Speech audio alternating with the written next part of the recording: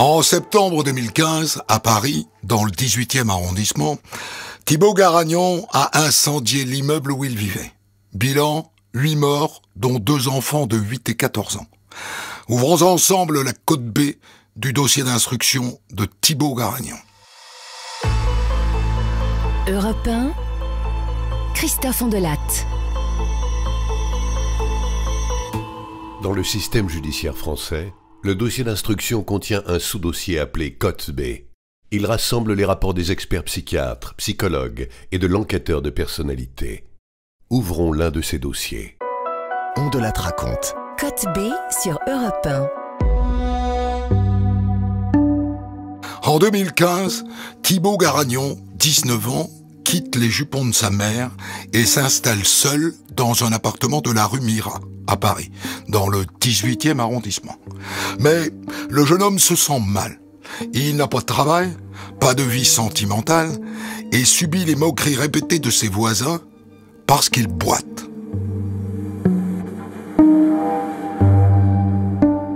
Thibaut Garagnon rumine sa solitude quand dans la nuit du 1er au 2 septembre 2015, il craque. Il met le feu à une poussette qui lui gêne le passage. L'incendie emporte 8 personnes, dont 2 enfants.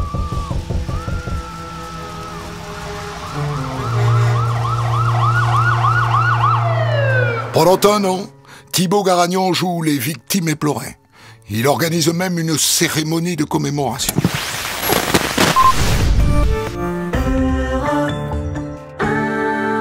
C'était certainement l'une des victimes les plus engagées dans l'après, suivi de l'enquête, soutien auprès des survivants.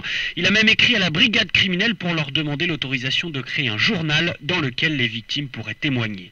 Cette suractivité, mêlée à des appels incessants au secours, ont paru suspects, mais il est interpellé seulement 1 an après les faits.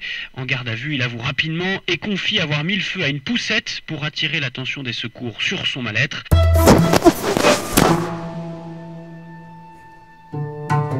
Nous, vraiment, la première fois où on est amené à intervenir au niveau du cabinet, c'est au moment de la fin de sa garde à vue et au moment où il est amené à être présenté devant un juge d'instruction pour une éventuelle mise en examen pour les faits qui lui étaient reprochés. Maître Céline Blanchetière, avocate de Thibaut Garagnon. Moi, pour tout vous dire, au moment où j'arrive et je le rencontre pour la première fois, moi je l'avais jamais rencontré, Thibaut Garagnon. Donc on est dans une toute petite pièce, voilà, 2 chaises, une table, vraiment un contexte particulier, donc au tribunal de Paris. Et en fait, on parle pas des faits. Clairement, moi je le trouve totalement abattu. Il est très éprouvé par cette garde à vue qui a été très compliquée pour lui. Physiquement, il se présente comme un très jeune homme, parce qu'il est très jeune, c'est un fait, mais en plus de ça, il paraît vraiment très jeune. Il marche donc avec sa béquille, très fatigué, très éprouvé, et clairement, la situation était très difficile pour lui à vivre à ce moment-là, donc il était vraiment content de me voir arriver, en tout cas à ce moment-là. Alors, on a effectivement été étonnés parce que passer d'un statut de victime à mise en cause dans le cadre d'une procédure pour des faits notamment aussi graves, c'est pas du tout quelque chose d'habituel. Mais c'est vrai qu'au moment où on l'apprend, on est plutôt dans une réaction d'urgence. Voilà, il faut se déplacer, il faut y aller, il faut aller le défendre, il faut pouvoir aller l'assister. Il fallait qu'on comprenne ce qui s'est passé. Pour les proches des victimes que j'ai pu joindre, c'est à la fois un soulagement de connaître le coupable présumé, mais au-delà de la stupeur et de la colère, ils se sentent trahis également, car c'est lui qui avait organisé le mois dernier une commémoration en hommage aux victimes. Il avait même payé des billets de train à des proches pour qu'ils viennent y participer.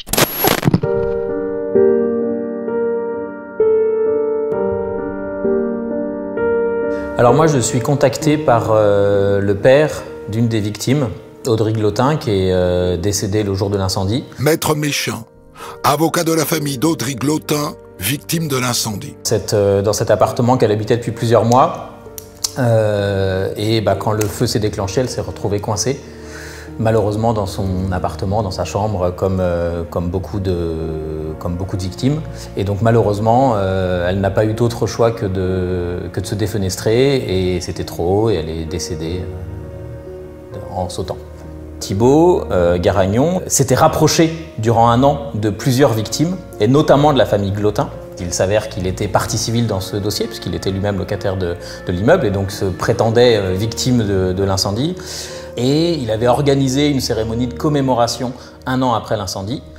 Et il s'était arrangé, parce qu'il avait travaillé pour la SNCF, donc il avait, je ne sais pas, des possibilités. Il s'était arrangé pour envoyer des billets de train aux parents d'Audrey pour qu'ils puissent venir à Paris à la cérémonie de commémoration. C'est des gens qui n'ont pas énormément d'argent, donc ça leur a évidemment rendu service, ça les a beaucoup touchés. Et le jour de la commémoration, donc ils se déplacent et le père d'Audrey me raconte que ce jour-là, Thibault l'a serré dans ses bras. Et enfin voilà, c'est quelque chose de très fort évidemment, un lien très fort qui peut se créer entre victimes, entre parties civiles dans une procédure.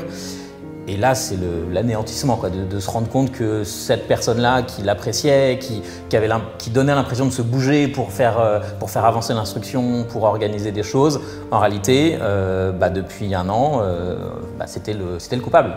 Voilà. Et ça, c'est évidemment quelque chose de terrible. Donc j'appelle évidemment immédiatement la famille. J'ai eu le père d'Audrey au téléphone et je me souviendrai toujours de ce qu'il m'a répondu à ce moment-là. Il m'a répondu... c'est comme s'il me l'avait tué une 2e fois.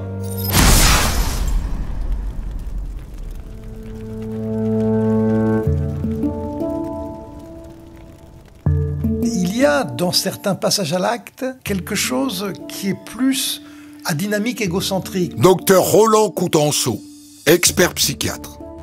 La motivation est narcissique égocentrique, c'est-à-dire qu'au fond, je crée un événement, je suis un créateur finalement de l'événement, dont dans le secret de sa tête, il sait qu'il en est l'instigateur, et je vais le dire en termes modernes, le metteur en scène. Donc, à leurs yeux, ils sont importants parce qu'ils ont créé un événement sur lequel tout le monde s'affaire. Et certains vont jusqu'à se glisser dans le film de leur création. On pourrait dire, il peut regarder la télé, de BFM Télé est en train de couvrir un peu ce feu dont je suis l'instigateur et jouir seul de ça. Et c'est mon hypothèse de ceux qui sont les plus énigmatiques. Certains poussent la mise en scène d'eux-mêmes de se glisser dans des personnages de l'événement qui a été créé par les choses qu'ils ont créées. Pour moi, c'est ça mon hypothèse. C'est une hypothèse, hein. Mise en scène, et dans les gens les plus particuliers, comme Garagnon, les plus... presque tordu, pourrait dire un spectateur qui regarde les choses, il se glisse dans le film, il se glisse dans l'événement qu'ils ont créé. C'est un personnage déroutant, énigmatique, je dirais même insaisissable, mais pas facilement décodable. C'est un espèce de caméléon de psychopathologie, au fond. Par ici, une hallucination visuelle. Ici, il se demande s'il n'est pas aspergé. Vous voyez, c'est-à-dire qu'en fait, il joue, on pourrait dire, il joue même, enfin, je sais pas, je pense pas que ce soit totalement conscient, mais il suscite de l'intérêt presque. Je ne sais pas s'il a voulu intriguer les experts. En tout cas, il a dérouté beaucoup de gens dans le dossier. On le mettrait à un examen de psychiatre avéré. Certains y perdraient leur latin.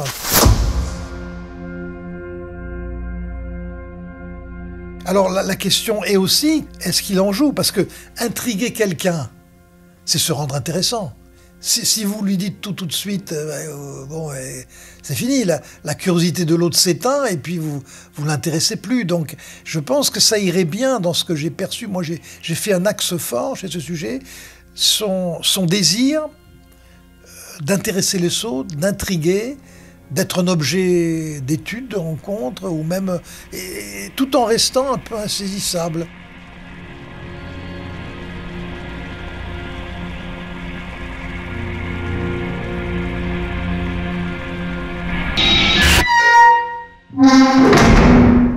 Code B214. Examen psychiatrique du docteur Franz Prosper. Thibault Garagnon a vécu chez sa mère jusqu'à l'âge de 18 ans. Il a travaillé ensuite à la SNCF dans l'électronique des trains.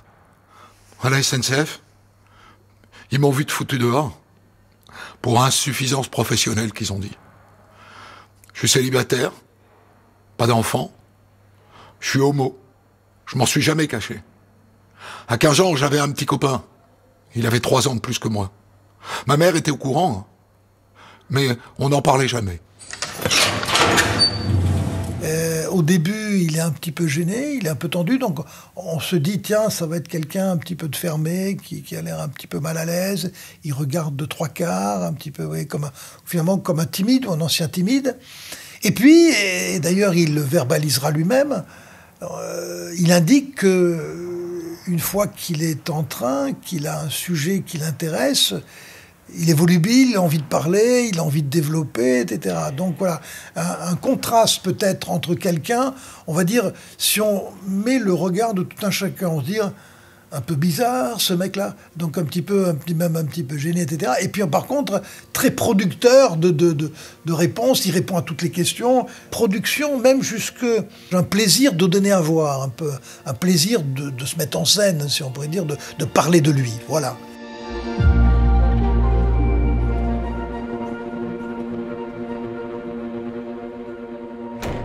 Mais face à la juge d'instruction, il fait volte-face.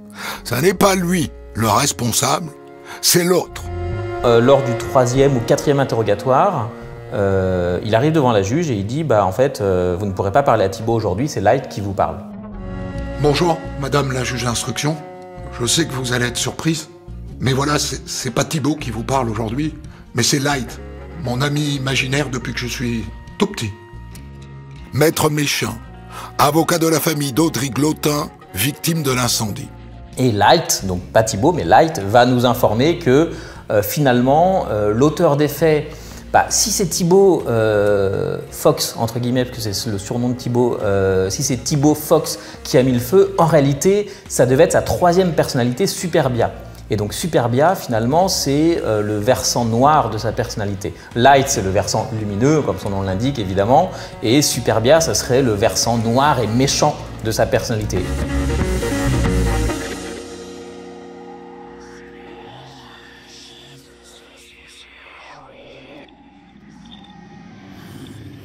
J'avais vraiment l'impression d'avoir en face de moi une toute autre personne. J'ai pas vraiment d'explication. Moi aussi, j'ai été, on va dire, spectatrice de ce qui se passait à ce moment-là. Je n'ai pas pu, en tout cas, comprendre et savoir vraiment ce qui avait pu se passer à ce moment-là dans la tête de Thibault Garagnon. Lorsqu'il a ces changements de personnalité, encore une fois, c'est pas un terme médical, mais vous avez vraiment eu un changement d'attitude, un changement de posture, un changement dans le regard, un changement d'élocution. Maître Laurent Thieffry, avocat de Thibault Garagnon. Ce n'est pas quelque chose de fin, ou alors ce serait vraiment un acteur exceptionnel, puisque vous avez vraiment l'impression d'avoir une autre personne devant vous. J'ai pas eu l'impression, en tout cas, qu'il jouait d'un personnage ou quelque chose.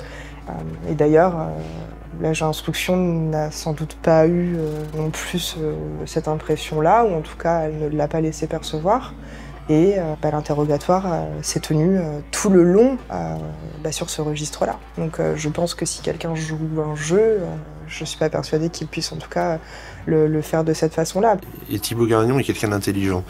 Il n'avait aucun intérêt à changer de version, donc c'est vraiment quelque chose qui a été plus fort que lui, qui a pris l'ascendant et qui l'a poussé à faire des déclarations qui ne lui portaient pas d'intérêt, qui ne lui rapportaient rien, qui ne pouvaient que créer au contraire de la confusion au dossier, donc ça n'avait pas d'intérêt. Et ce d'autant plus qu'on était vraiment, de mémoire, en fin d'instruction. S'il avait voulu effectivement le faire de façon volontaire, on peut imaginer qu'il le fasse dès le départ et qu'il maintienne cette position. Alors là, c'était absolument pas le cas.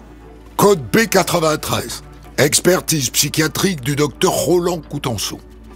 L'examen élimine d'entrée tout trouble de l'ordre de la psychose, excluant totalement l'éventualité d'un processus schizophrénique à la phase d'état ainsi qu'un délire chronique ou bipolaire. On ne note pas d'éléments délirants, discordants ou dissociatifs.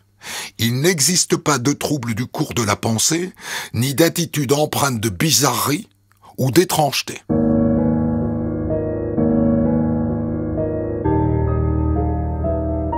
Ce qu'il faut comprendre, c'est si les experts ont écarté une pathologie pouvant abolir son discernement, ils se mettent tous d'accord quand même sur une personnalité extrêmement complexe.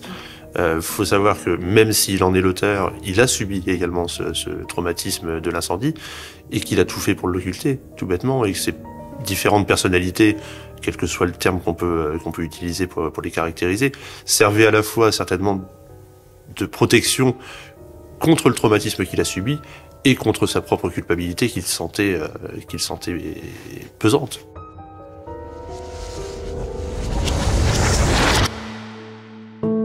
Code B198. Expertise psychologique de Corinne Descamps. Le visage juvénile de Thibaut Garagnon contraste avec un corps marqué par le handicap.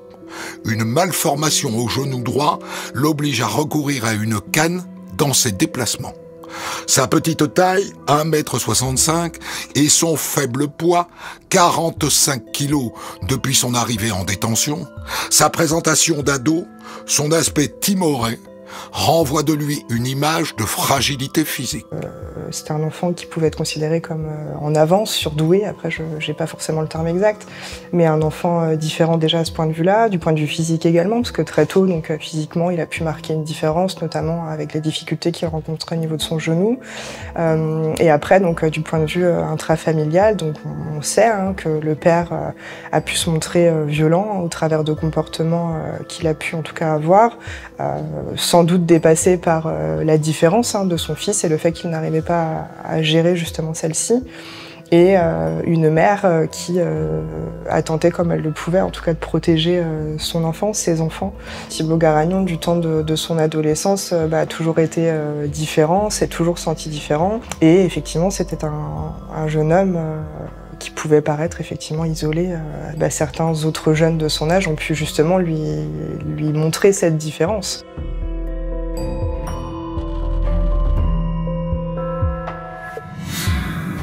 Code B197. Expertise psychologique de Corinne Descamps. Malgré une précocité intellectuelle, le parcours scolaire de Thibaut Garagnon se révèle compliqué en primaire avec des difficultés d'écriture, puis en secondaire alors que ces différences suscitent jalousie et moquerie. Confronté à des insultes, des vols et des difficultés relationnelles avec ses camarades, il quitte son lycée pour rejoindre une terminale bac pro électronique. Depuis sa préadolescence, il fait partie de la communauté My Little Pony.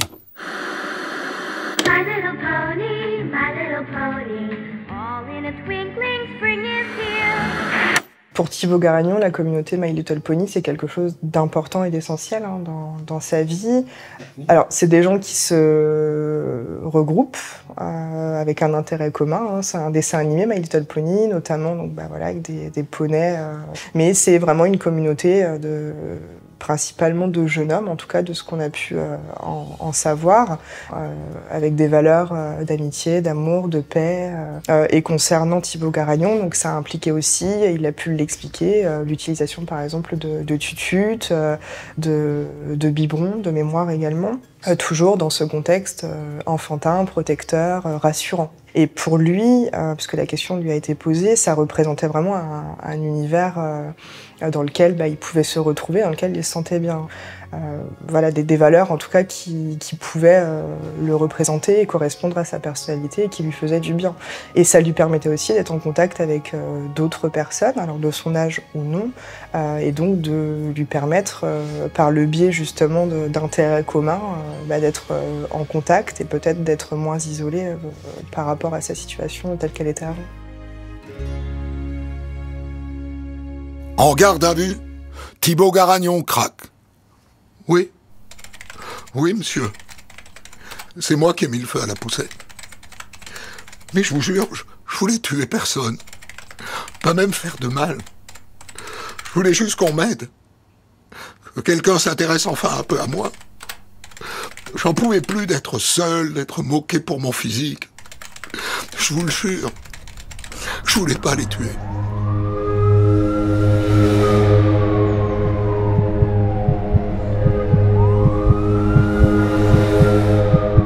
Thibaut Garagnon était dans un état de détresse, il n'était pas bien. Maître Céline Blanchetière, avocate de Thibaut Garagnon. Il supportait pas du tout la vie parisienne, il se sentait isolé, bien qu'il ait choisi le quartier dans lequel il vivait, parce que c'était important pour lui voilà, d'être dans ce quartier populaire, parce qu'il aimait justement ce melting pot et le fait de côtoyer d'autres personnes avec notamment d'autres cultures.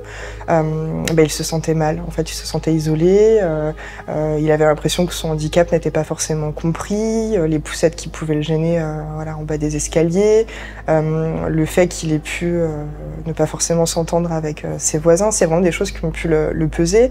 Et on sait que cette nuit-là, s'il a mis le feu en tout cas, c'est parce qu'on a déjà un cumul de choses qui ont pu se mettre en place en amont. Et cette nuit-là, c'était vraiment le paroxysme finalement de l'état de détresse dans lequel il pouvait se trouver.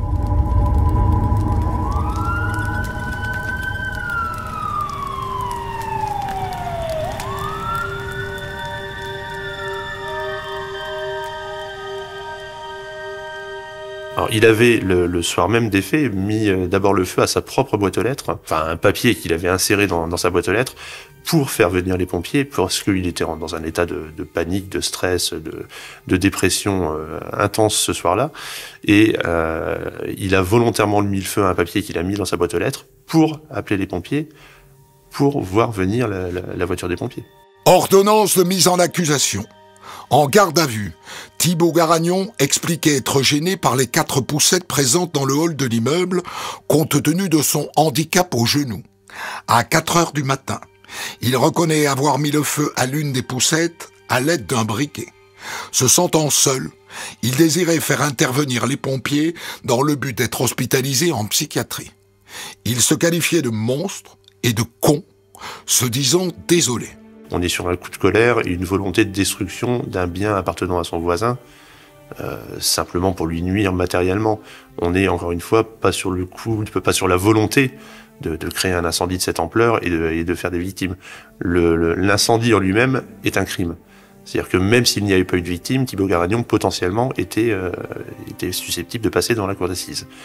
Là, en l'occurrence, il voulait mettre le feu à cette poussette pour détruire la poussette, pour l'abîmer, tout simplement. Et il ne s'est pas rendu compte de l'ampleur que prenaient les dégâts, surtout qu'il était remonté dans son appartement après avoir mis le feu et qu'il s'est aperçu postérieurement de l'ampleur de l'incendie. Thibaut Garagnon n'a jamais souhaité la mort de ses victimes.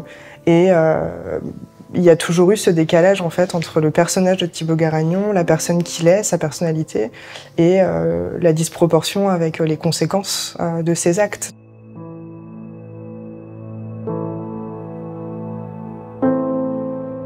Code B 197. Expertise psychologique de Corinne Descamps. Sur les faits, Thibaut Garagnon dit ne plus trop savoir où il en est, avoir du mal à reconstituer les morceaux et à considérer qu'il est l'auteur. Il émet des doutes constants sur son passage à l'acte. Il répète en boucle « Oui, c'est vrai, j'ai pu mettre le feu, mais je n'ai pas l'image de l'avoir fait. Je ne suis sûr de rien. » Il va reconnaître des éléments factuels, mais évidemment, pas l'intentionnalité de mettre le feu. Docteur Roland Coutenceau, expert psychiatre. Il n'a pas convenu de façon explicite qu'il avait mis le feu de façon intentionnelle. Et il va même, peut-être, on va dire, peut-être jouer à cache-cache avec cet élément-là. Vous voyez, par exemple, où il fait parler les autres, je vais le citer. Les enquêteurs m'ont interrogé, ils m'ont parlé d'un coup de folie, que j'ai provoqué l'incendie sans m'en rendre compte. C'est-à-dire que, mais il utilise le discours qu'il prête aux enquêteurs pour parler de lui sans dire s'il le valide ou pas. Hein, donc cet entre-deux sur l'intentionnalité, sur les éléments factuels de ce qui a pu dans son comportement faire qu'après le feu a pris, il va concéder, mais il va toujours rester, pour moi, ambigu. Un terrible incendie à l'origine encore indéterminé dans le 18e arrondissement de Paris. 8 morts, donc dont 2 enfants. Et les gens qui étaient accrochés à leurs fenêtres, qui criaient au secours, au secours. Et les pompiers qui ont mis un temps fou à arriver. Des flammes immenses. Ça s'est propagé d'une façon, mais ça a été intense. C'est une façade noircie par les flammes. Les échelles des pompiers sont toujours déployées, mais l'incendie est désormais maîtrisé. Il reste celui qui, au fond de lui, dans mon hypothèse, a un certain plaisir d'avoir créé un événement. C'est-à-dire que, regardez, on va lire 2 phrases. On oublie que j'ai été victime de cet incendie, on a tendance à l'oublier, suggérant que c'est les policiers qui l'ont fait peut-être assumer leur hypothèse. Donc là, il se protège un peu en disant, regardez, c'est moi, mais peut-être que c'est moi, mais c'est pas vraiment moi, mais est-ce que c'est vraiment moi? Donc voilà, il se protège de leur regard. Et puis, quand on dit, oui, mais d'accord, vous d'accord, mais les autres? 8 morts, c'est difficile. Je me sens coupable. Je m'en veux à moi-même. Pourquoi j'aurais le droit de vivre alors qu'ils n'ont pas eu le droit de vivre? Cet homme m'a donné l'impression, quand il a dit ça, par exemple, je m'en sens coupable, oui, il sentait un peu coupable, mais en même temps, je ne l'ai pas senti ravagé par la culpabilité, comme j'ai vu dans d'autres histoires, d'autres êtres humains presque être au bord du vide et même se suicider en prison, constatant avec le recul ce qu'ils n'avaient pas maîtrisé, la conséquence de leurs actes. Vous voyez, presque comme si... C'est dur de dire ça. Je dirais qu'il le ressent, mais il en joue en même temps. 6 ans après son interpellation, Thibaut Garagnon, qui a maintenant 25 ans, entre dans le box des accusés de la cour d'assises de Paris. Il est pétrifié.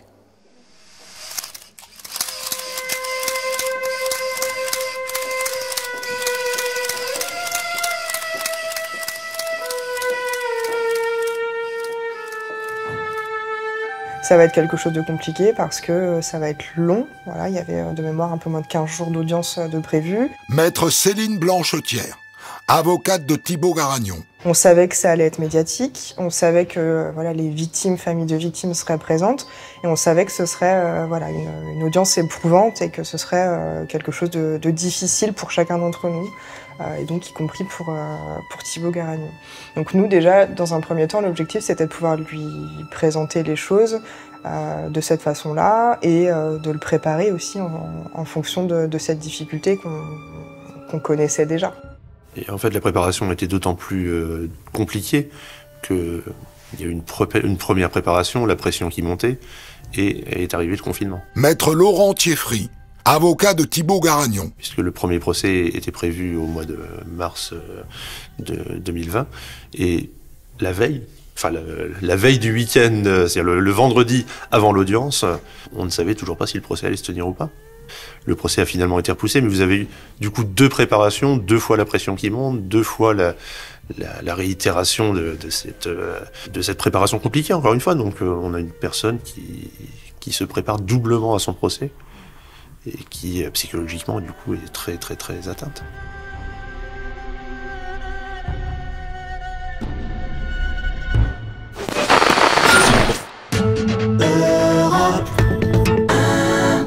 De l'adolescent mal dans sa peau, les cheveux longs mal coiffés, la posture chétive souvent recroquevillée et le t-shirt sur lequel on voit un petit poney rose de dessin animé. S'il voulait montrer qu'il est immature, il n'aurait pas fait autrement. Face à lui, dans la salle, il y a une partie de la famille Tendian, décimée par l'incendie. 4 y ont péri, dont 2 enfants. Il est très stressé par ce procès parce qu'il a peur de la confrontation avec les familles des victimes, il a peur de la confrontation avec sa propre famille, il a peur du jugement des autres. Encore une fois, on est sur une personne qu'on peut qualifier d'immature, mais qui est surtout très jeune, tout bêtement, qui est un peu comme un gamin pris en faute, qui va passer en conseil de discipline devant le collège. C'est vraiment, mais ça, fois puissance 10, enfin et nous, il sait qu'en tant qu'avocat, on ne va pas le juger. On va le défendre, on va le conseiller, mais on ne va pas porter de jugement sur lui. Donc il se sent rassuré, en fait, en notre présence. On a un petit peu des objets contraphobiques contre l'ensemble de la population qui l'a poussé à son isolement avant son incarcération et qui en plus lui en veut pour les familles des victimes, et c'est tout à fait compréhensible. Il est seul contre tous. Faites entrer l'accusé. Et il arrive à l'audience le premier jour, et je crois que quasiment pendant les 3 semaines d'audience, il garde un t-shirt My Little Pony. Maître Méchain, avocat de la famille d'Audry Glotin, victime de l'incendie. Alors c'est vrai que c'est complètement décalé, c'est-à-dire qu'on a une audience qui est d'une lourdeur incroyable, avec un désespoir terrible évidemment pour les victimes, leurs familles, etc. Et on a cet accusé qui arrive avec ce t-shirt My Little Pony, donc coloré, avec je crois qu'il y avait un arc-en-ciel, enfin quelque chose comme ça, c'était un peu décalé. Et je me suis dit, bah tiens, c'est bizarre, il aurait soit pu faire l'effort d'être un peu plus sobre.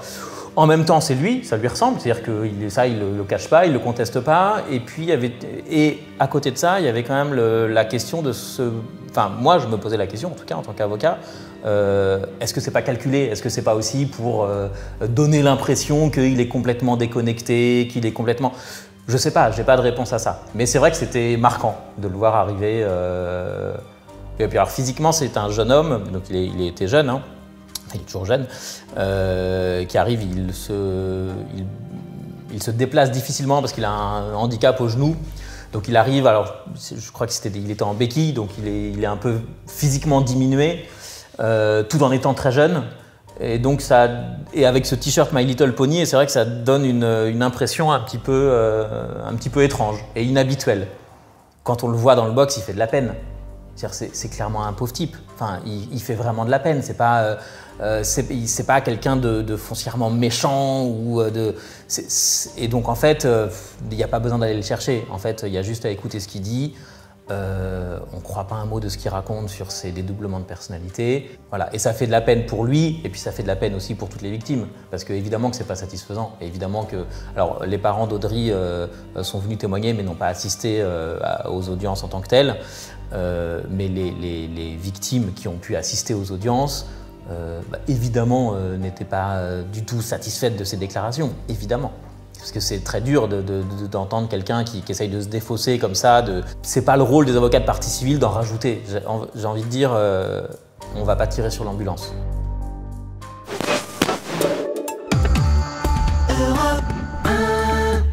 Alassane Tandian, lui, a survécu. L'accusé, c'était son voisin et il ne croit absolument pas à sa posture. Ça me choque et ça m'énerve. C'est pour minimiser les faits. Donc, il casse toujours la vérité. Nous, on a perdu 4 membres de la famille. Ça me fait très mal au corps. C'est très difficile dans un procès où vous avez en plus plusieurs victimes, puisque lorsque vous avez des familles qui sont à cran dans la salle, quelle que soit la réponse, de toute façon, aux questions, la réponse ne plaît jamais aux familles des victimes. Et elles y voient soit de la provocation, soit du déni, alors que finalement, il n'essayait que de répondre le plus franchement possible aux questions qui lui étaient posées. Il était relativement serein lors de l'audience. Il souhaitait répondre le mieux possible aux questions des magistrats, aux questions de l'avocat général, aux questions des avocats des parties civiles. Il a voulu se montrer sous son meilleur jour, il a voulu être authentique dans ses réponses. Après, il y a forcément ce stress de passer devant une cour d'assises qui ressort, mais il a fait de son mieux pour que ce stress ne soit pas trop perceptible.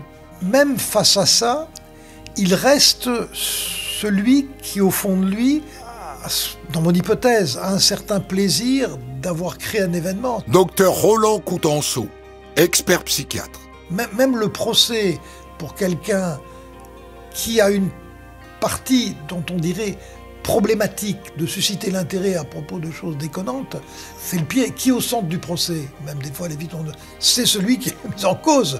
Donc, il peut profiter, il peut prendre plaisir d'autres choses. Donc, lui, c'est comme, je vais être un peu presque provocateur, il veut montrer qu'il peut ressentir de la culpabilité d'avoir fait ça comme un autre ingrédient de son monde protéiforme. Toutes les douleurs, les excitations, les plaisirs des conséquences de leurs actes, c'est comme si le fait d'en prendre plaisir, de se flageller, il passe d'un plaisir à l'autre sans fin. Ce qui m'a marqué, c'était quelqu'un de totalement égocentré. C'est-à-dire qu'il passait devant la chambre d'instruction, donc on lui parlait de faits extrêmement graves évidemment, avec plusieurs morts, 8 morts quand même, et on avait presque l'impression que finalement il n'avait rien à voir avec la gravité de ces faits-là, et il nous a parlé il a parlé à la chambre pendant quelques minutes uniquement de ses difficultés en détention. Alors j'ai pas de souvenir exact, mais c'était même sur des points mineurs et presque anodins finalement. C'était quand même assez marquant parce que moi je venais en soutien de clients qui sont particulièrement effondrés et je l'entends parler uniquement de ces conditions de détention qui sont difficiles. Et cet égocentrisme, il est noté en fait dans les expertises. C'est-à-dire que moi je ne suis pas du tout expert et je l'aurais certainement bien moins bien expliqué que les experts le font, mais c'est quelque chose qui est noté. C'est-à-dire qu'on a quelqu'un qui est très autocentré et qui finalement pense beaucoup à lui et à ce qu'il ressent, etc., mais manque d'empathie pour les autres. Et voilà, c'est des traits de personnalité assez classiques en réalité, mais qui sont assez marquants. Code B93. Expertise psychiatrique du docteur Roland Coutenceau. L'analyse de la personnalité de Thibaut Garagnon met en évidence une personnalité peu structurée, à l'identité incertaine, de type état limite chez un sujet dont le fonctionnement est kaléidoscopique